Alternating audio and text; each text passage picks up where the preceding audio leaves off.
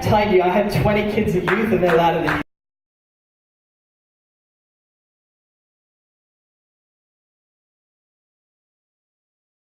We go along for a while now. I've been here for 8-9 years. So I've been here for a while. 12 years. I can't count, obviously. I've been here for longer than I even think. And I love being here on a Sunday morning and being with my church family. Isn't it great? Yeah. Isn't it great to spend time with people? And I even love, more than just a regular Sunday, a Sunday where we're focusing on superheroes. Because I'm a nerd, and I'm a massive geek. And if you didn't know, I'm a millennial. Well, actually, I'm not a millennial. I'm too young to be a millennial. Yeah, that's how young I am. That's right. Be jealous. I'm in the generation after. We're called the iGen. I don't know why. Your guess is as good as mine. I think it has something to do with Apple. I think that's why we're called the iGen. But I was looking through and I was like, man, I'm doing Overcomer on a superhero Sunday. I can just do a whole message on superheroes.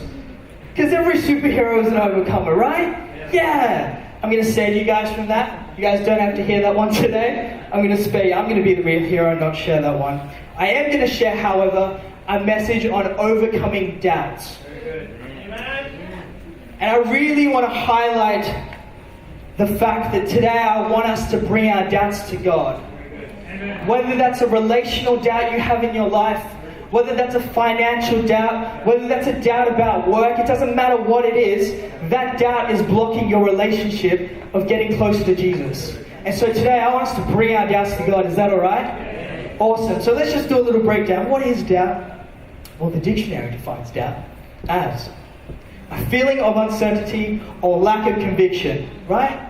A feeling of uncertainty or lack of conviction. That's pretty prevalent in most of our lives, right? Especially uni students. I don't know if I can feed myself this week. If I pay for this bus fare, maybe I can't have dinner. There's a lot of doubt in uni students' lives. There's a lot of doubt in my life sometimes. I'm like, is my gas going to make it to work?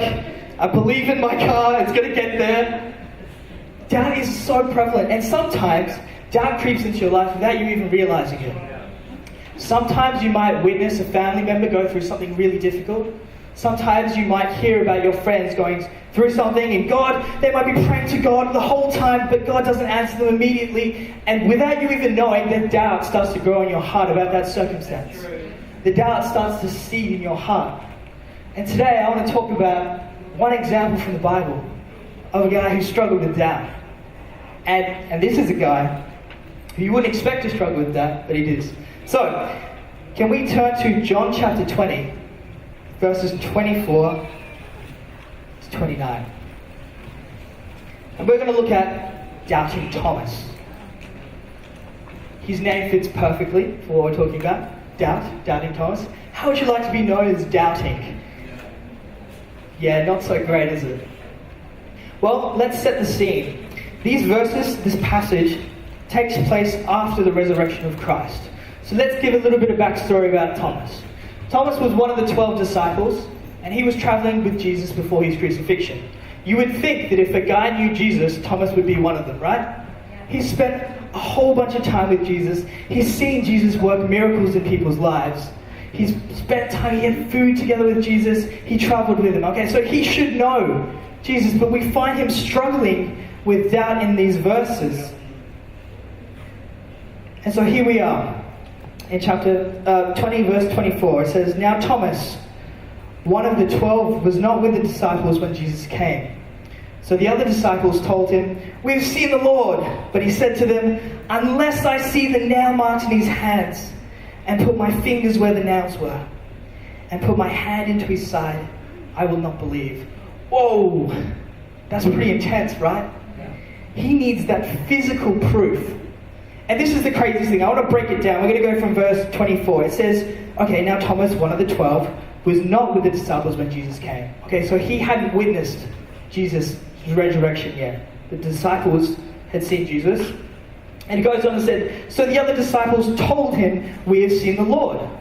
But he said to them, right, Unless I see the nail marks in his hands and put my fingers in his side, I'm not going to believe.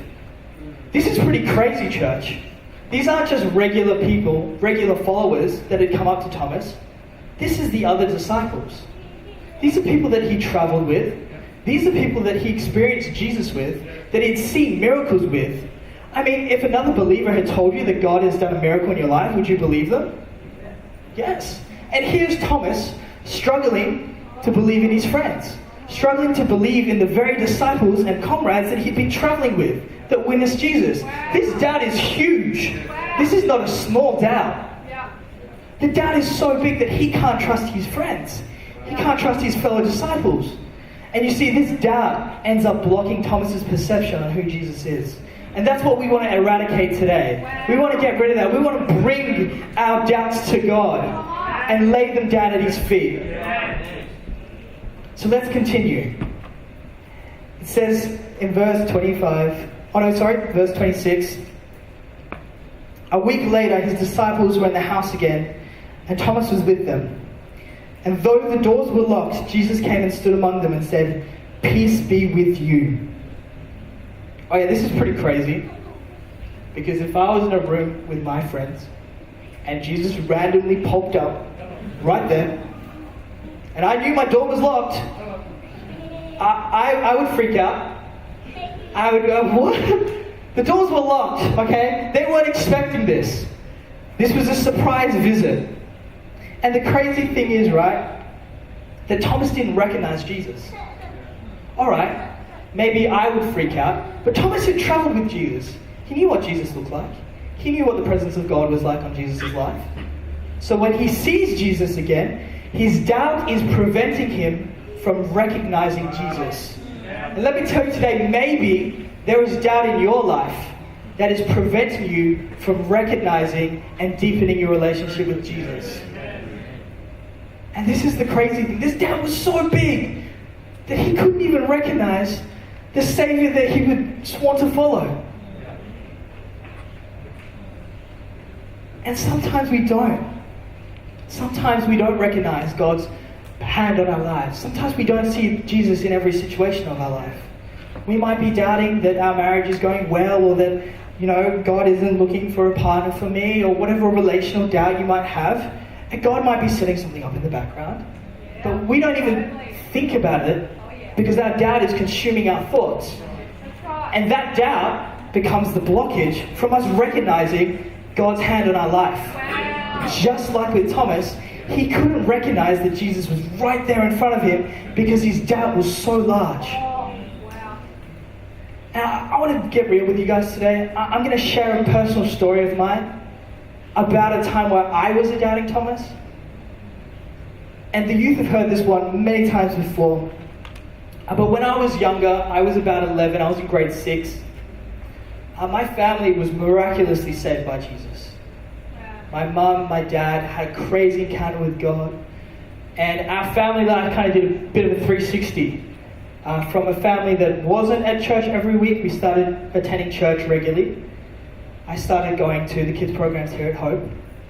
And as a kid, I couldn't quite fathom what Jesus was doing in my family's life. In the same way that Thomas couldn't recognize Jesus, I couldn't recognize Jesus' hand on my family's life. And so here I was, as an 11-year-old, getting dragged to church, and let me tell you, I did not want to be there. Yeah, Dennis knows. And trust me, you think your kids are bad, I was the Christian parent's nightmare. And I'm not joking, I'll elaborate. Every Sunday morning, I would be kicking and screaming, and I mean literally kicking and screaming, my family to not get into the car to go to church. I would be swearing at them.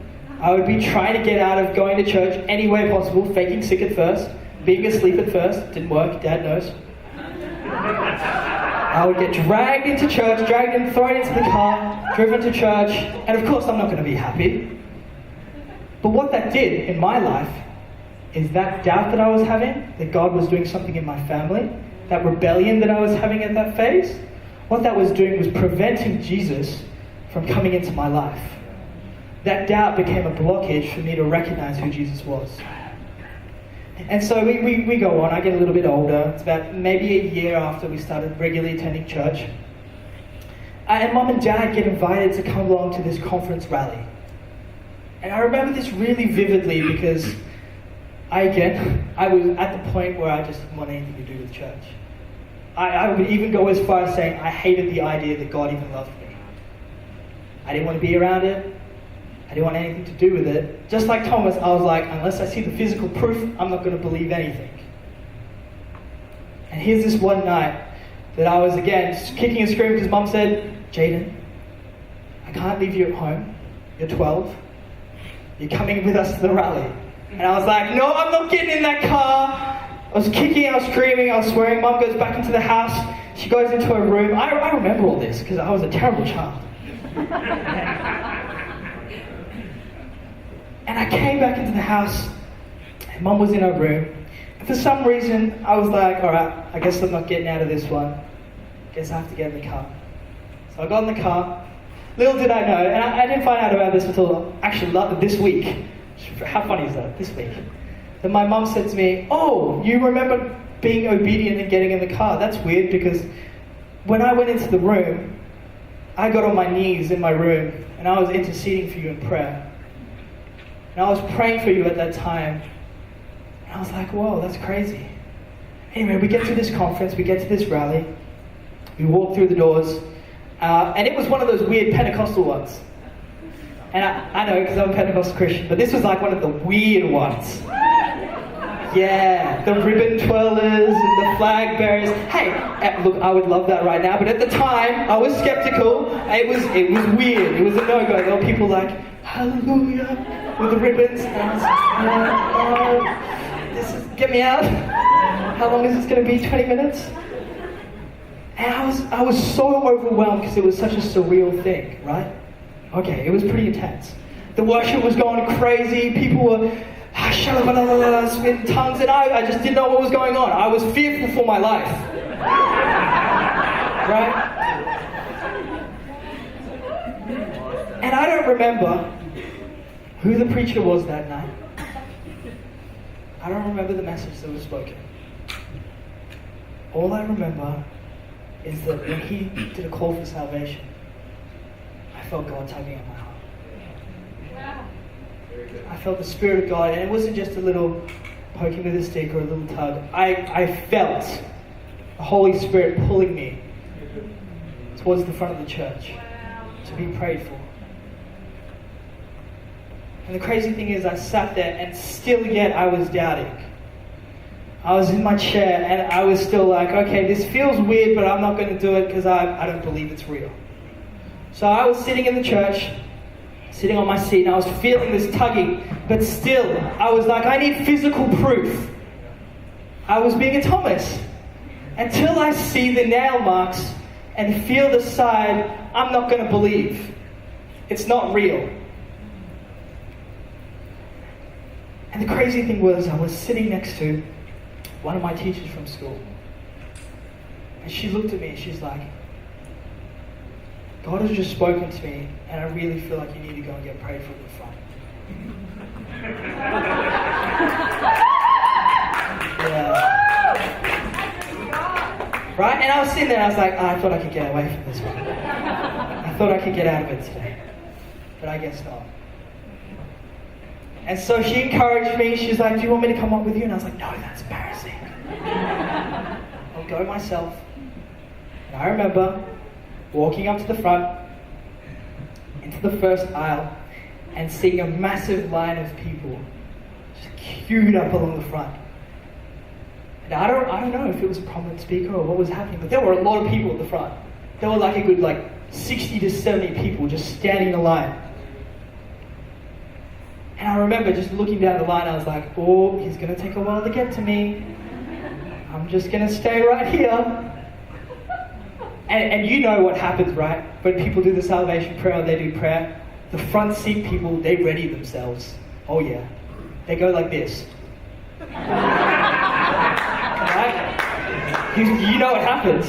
Especially the front seat guys. You know it because you're the one. You're the, all right, Jesus, I'm ready. I'm going to catch him. And so as this preacher is walking along this line, he's placing his hand on each person's head, and one by one, he's not even praying for them, by the way. He's just doing this. I didn't know what was going on. Everyone was falling. One. About 40 people before me just falling, smack. And this one guy, what a legend, he's just going like this, shuffling along the line, catching people and dropping them. And then there are about 4 people down from me, right? And I'm like, no, this isn't happening to me. I'm not going down on the floor. I was like, you could be real, but I'm